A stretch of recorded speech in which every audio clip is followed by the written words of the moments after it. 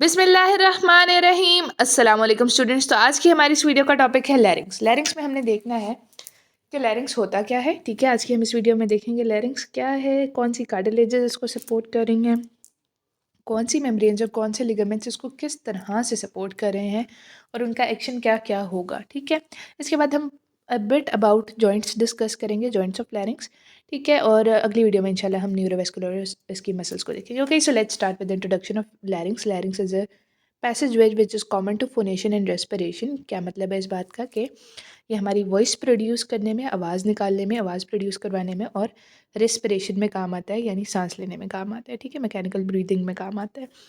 इसके बाद ये एयर पैसेज वे है, हमें पता है इसकी एक्सटेंट क्या है, ये पता होनी चाहिए। In between pharynx and trachea, link है बिटवीन फेरिंग्स एंड ट्रेकिया, और इसकी जो एक्सटेंट है वो है C3 cervical vertebra to C6 cervical vertebra. कहाँ तक है? C3 to C6। अब इस थोड़ी सी रफ डायग्राम को देख लेते हैं, ये अंदाज़ा लगाने के लिए कि ये कहाँ है लैरिंग्स। इसकी जो टोपोग्राफी है इसको देख लेते हैं।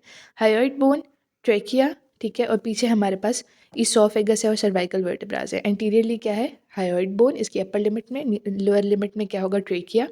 Hyoid bone is not considered as the part of larynx, लेकिन जितने भी आप मॉडल्स देखेंगे ज़्यादातर उनमें हायोइड बोन होगी, but it is not considered as the part of larynx. In between हमारे पास लैरिंग्स है, ठीक है, पीछे सर्वाइकल वर्टेब्रा है और ईसोफेगस है। ठीक है, ये हमारी थोड़ी सी टोपोग्राफी हो गई। इसके बाद हम देखते हैं कि बेसिकली जो लैरिंग्स है ये कैविटी है। क्या है? लैरिंग्स क्या है? कैविटी है। इस कैविटी में वोकल कॉर्ड्स भी होते हैं, ठीक है, और एक और फोल्ड्स होते हैं जिनको हम कहते हैं वेस्टिब्यूलर फोल्ड्स। क्या कहते हैं? वेस्टिब्यूलर फोल्ड्स, या फिर फॉल्स वोकल कॉर्ड्स। क्या कहते हैं? वेस्टिब्यूलर फोल्ड्स या फॉल्स वोकल कॉर्ड्स, यानी ये फोनेशन में हेल्प नहीं करते, ठीक है, बस फोल्ड्स हैं। ठीक है, ये किस तरह से बनते हैं इनको अभी हम देखेंगे, लेकिन उससे पहले हमें इसकी जो कैविटी है उसको थोड़ा सा देखना है। तो उसके लिए हम यहाँ पे आ जाते हैं कि हमने पढ़ा था कि जो लैरिंग्स है और जो लैरिंजियोफैरिंग्स है और लैरिंग्स कम्युनिकेट करते हैं आपस में through the laryngeal inlet. Through what? Through the laryngeal inlet. Laryngeal inlet से लेके वेस्टिबुलर फोल्ड तक का जो हिस्सा है वो कहलाएगा वेस्टिब्यूल। ठीक है, जो लैरिंजियल कैविटी है उसकी डिवीजन्स को हम देख रहे हैं। लैरिंजियल इनलेट से वेस्टिबुलर फोर्ड तक वेस्टिब्यूल, वेस्टिबुलर फोर्ड से वोकल फोर्ड तक वेंट्रिकल, और वोकल फोर्ड से ट्रेकिया तक इंफ्राग्लॉटिक कैविटी। तीन चीज़ें हैं, vestibule, ventricle, infraglottic cavity. Laryngeal inlet से वेस्टिब्यूल, लर फोर्ड तक वेस्टिब्यूल, उसके बाद वोकल फोर्ड तक ventricle, and then comes the infraglottic cavity. What it is called? Infraglottic cavity. जो लैरिंजियल इनलेट है इसकी थोड़ी सी ओरिएंटेशन ले लेते हैं। लैरिंजियल इनलेट जो है वो बनता है by the free anteriorly by the free edge of epiglottis. For example ये तकरीबन इस तरह से होता है कुछ स्ट्रक्चर, ठीक है, ये फ्री एज ऑफ एपिग्लोटिस है, ये इसका इंटीरियर पोर्शन बनाता है। इसके बाद यहाँ पे हमारे पास एरी एपिग्लोटिक फोल्ड्स हैं लैटरली, और पोस्टीरियरली हमारे पास, हमें पता है एरी एपिग्लोटिक फोल्ड्स में क्या होती है? क्यूनेफॉर्म ट्यूबरकल। क्या होती है? क्यूनेफॉर्म ट्यूबरकल होती है। तो इस तरह से ये हमारे पास, मैंने रफ सी डायग्राम बना दी है याद रखने के लिए। ये हमारे पास लेरेंजियल इनलेट है, एंटीरियरली क्या है? फ्री एज ऑफ एपिग्लोटिस है, लैटरली एपिग्लोटिक फोल्ड्स हैं, और क्यूनेफॉर्म ट्यूबरकल है। पोस्टीरियरली क्यूनेफॉर्म ट्यूबरकल होती है कहाँ? हमारे पास ये क्यूनेफॉर्म कार्टिलेज में हम इसको देखेंगे। बहरहाल ये एरी एपिग्लोटिक फोल्ड्स में मौजूद होती है। अच्छा, अब हम आ जाते हैं लैरिंग्स की कार्टिलेजेस पर। लैरिंग्स में हमारे पास दो तरह की कार्टिलेजेस मौजूद हैं, paired cartilages and unpaired cartilages. Paired cartilages and unpaired cartilages, there are three paired cartilages in the larynx and there are three unpaired cartilages in the larynx. जो paired cartilages हैं वो भी तीन है और जो अनपेयर्ड हैं वो भी तीन है। जो पेयर्ड हैं, जो अनपेयर्ड हैं वो कौन कौन सी हैं? Thyroid, epiglottis and cricoid. Thyroid, epiglottis and cricoid. Thyroid किस तरह की दिखती है? थायराइड दिखती है कुछ इस तरह की कि हमारे पास थायराइड, ये हमारे पास थायराइड बोन है और ये हमारे पास थायराइड कार्टिलेज है। थायराइड कार्टिलेज के क्या क्या पार्ट्स होते हैं? ये थायराइड कार्टिलेज है, सॉरी, ये जो थायराइड कार्टिलेजेस के कौन कौन से पार्ट्स हैं? दो लेमिनाज हैं।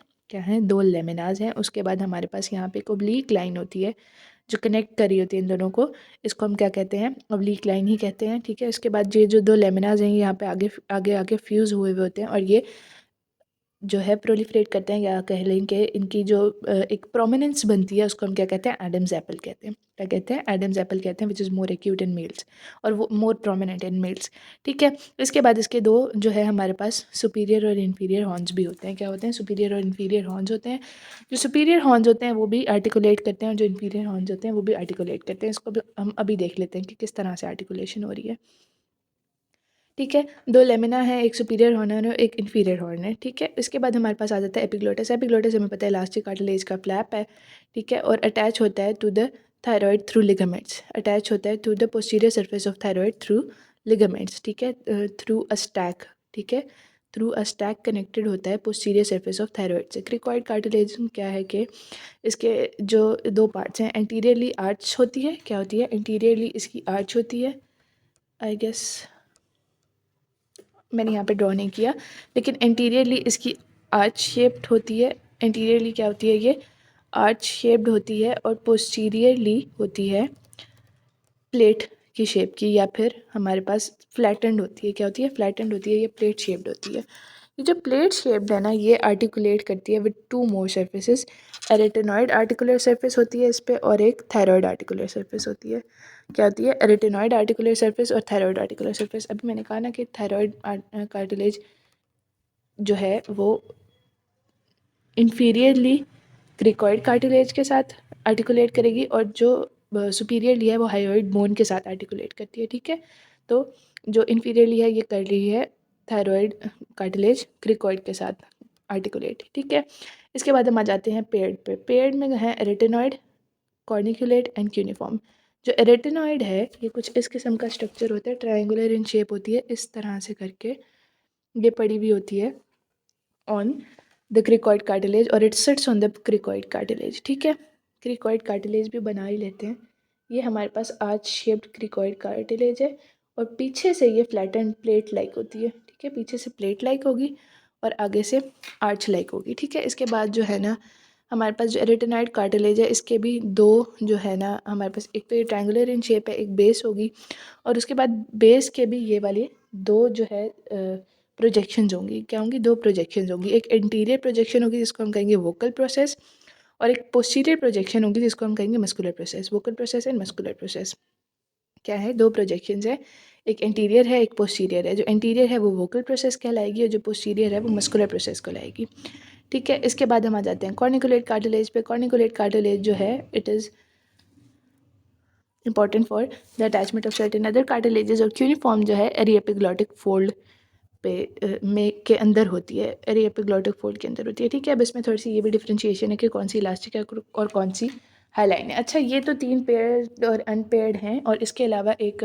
और कार्टिलेज है जिसको हम कहते हैं ट्राइटाइसील कार्टिलेज, जो कि अबाउट 60% ऑफ द पॉपुलेशन में नहीं होती, लेकिन ये भी होती है, और ये थोड़ी जो है एम्बिगुअस सी है, क्योंकि ये कुछ लोगों में होती है, कुछ में नहीं होती। जिनमें होती भी है उनमें किसी में यूनिलैटरल होती है और किसी में बायलैटरल होती है, यानी किसी में दोनों साइड्स पे होती है और किसी में एक साइड पे होती है, ठीक है।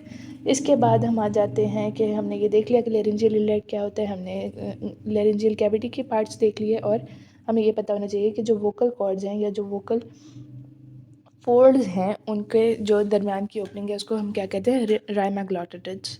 क्या कहते हैं, राइमाग्लोटिडिस। क्या कहते हैं, राइमाग्लोटिडिस कहते हैं, ठीक है।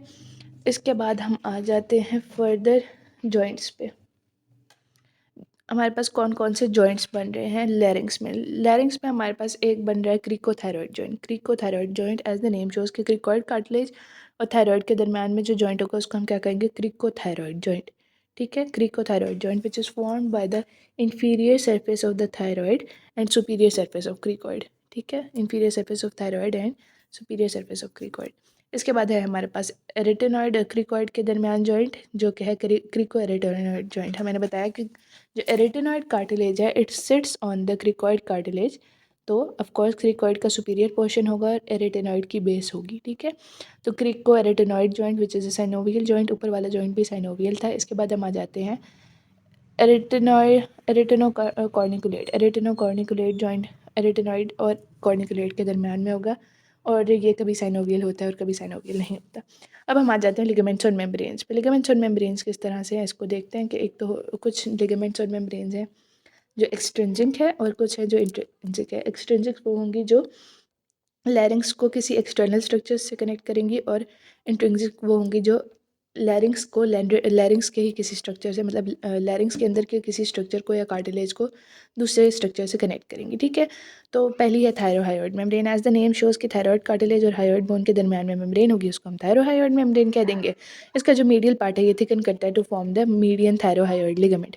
मीडियन पार्ट क्या करते हैं, मीडियन थायरोहायोइड लिगामेंट बनाता है, और जो इसकी मार्जिन्स हैं, जो इसकी लैटरल साइड्स हैं, वो भी थिकन करती हैं to form the lateral thyrohyoid ligament. इसके बाद यहाँ पे एक अपर्चर होता है for the laryngeal artery, for the superior laryngeal artery and internal laryngeal nerve, superior laryngeal artery and internal laryngeal nerves. ठीक है, इसके बाद हम आ जाते हैं हायो एपिग्लोटिक लिगामेंट पे। एज द नेम शोज के हायोइड बोन और एपिग्लोटिस के दरमियान में होगा। ये मैंने इसको बहुत रफली ड्रॉ किया है, लेकिन समझ आ जाएगी कि ये हायोइड बोन है, ये एपिग्लोटिस है, ये थायरॉइड कार्टिलेज है, ये हमारे पास एरिटेनॉइड कार्टिलेजेस है।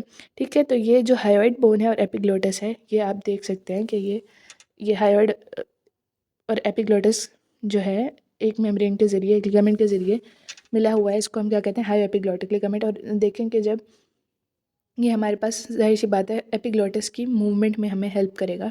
ठीक है, ताकि जो है एस्पायरेशन ना हो किसी भी फॉरेन पार्टिकल की इनटू द रेस्पिरेटरी ट्रैक्ट। ठीक है, और ये जो ग्लोटिस है, ये मैंने बताया पहले ही, एपिग्लोटिस जो है पोस्टीरियर सरफेस ऑफ थायरॉइड से कनेक्टेड है through a stalk which is known as the thyro epiglottic ligament, which is called as what, which is called as the thyro epiglottic ligament.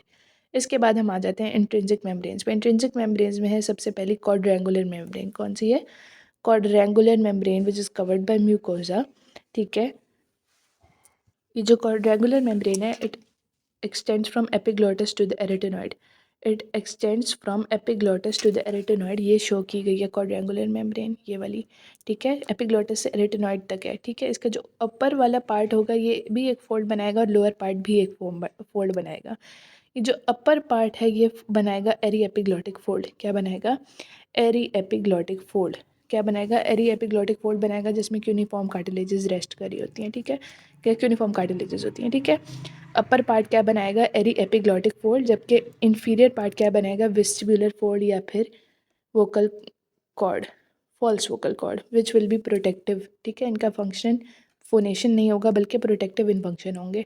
ठीक है, दोबारा से रिपीट कर लेते हैं। क्वाड्रेंगुलर मेम्ब्रेन जो कि एपिग्लोटिस से थायराइड तक एक्सटेंड कर रही है, उसका अपर पार्ट जो है क्या बना देगा? एरी एपिग्लोटिक फोल्ड। ठीक है, और इन्फीरियर पार्ट फोल्ड बनाएगा, उसको हम क्या कहेंगे? False vocal cord, which is protective. ठीक है, अब हम आ जाते हैं क्रिकोथायरॉइड मेम्ब्रेन पे। किस पे आ जाते हैं? क्रिकोथायरॉइड मेम्ब्रेन पे। ये जो क्रिकोथायरॉइड मेम्ब्रेन है, जो क्रिकोथायरॉइड मेम्ब्रेन है, ये नेम शो कर रहा है कि क्रिकॉइड कार्टिलेज और थायरॉइड कार्टिलेज के दरमियान होगी। यहाँ पे आ गई है क्रिकॉइड कार्टिलेज, कि ये जो थायरॉइड कार्टिलेज है और क्रिकॉइड कार्टिलेज है, इसके दरमियान में होगी। ठीक है, अब ये जो कार्टिलेज है ये किस तरह से है, इसकी सॉरी मेम्ब्रेन है, किस तरह से है कि ये दरमियान से जो है ना थिकन होती है, और इसको कहते हैं मीडियन क्रिकोथायरॉइड। जिस तरह हमने पीछे कौन सी देखी थी? मीडियन थायरोहायोइड और लैटरल थायरोहायोइड लिगामेंट्स। ठीक है, इसी तरह से यहाँ पे मीडियन क्रिकोथायरॉइड लिगामेंट बनेगा, और इसके बाद जो इसकी साइड वाली जगह होगी, इसको हम क्या कहेंगे? Conus elasticus. क्या कहते हैं? जो इसकी लैटरल मार्जिन होगी, इनको हम क्या कहेंगे? Conus elasticus. और जो इसकी सुपीरियर सरफेस होगी ये थिकन होगी, जो इसकी सुपीरियर सरफेस है ये थिकन होगी to form the vocal ligaments which will be covered by mucus membrane which are commonly known as vocal folds और वोकल कॉर्ड्स। ठीक है, वोकल लिगामेंट्स बनाएगी थिकनिंग, इसकी सुपीरियर थिकनिंग बनाएगी vocal ligaments which will be covered by mucus membrane which are called as vocal folds और commonly known as vocal cords which help in phonation. Okay, so that's all for today. I hope you find this video useful. Stay tuned and get subscribed to my channel. Furthermore, don't forget our Palestinian brothers and sisters in your prayers.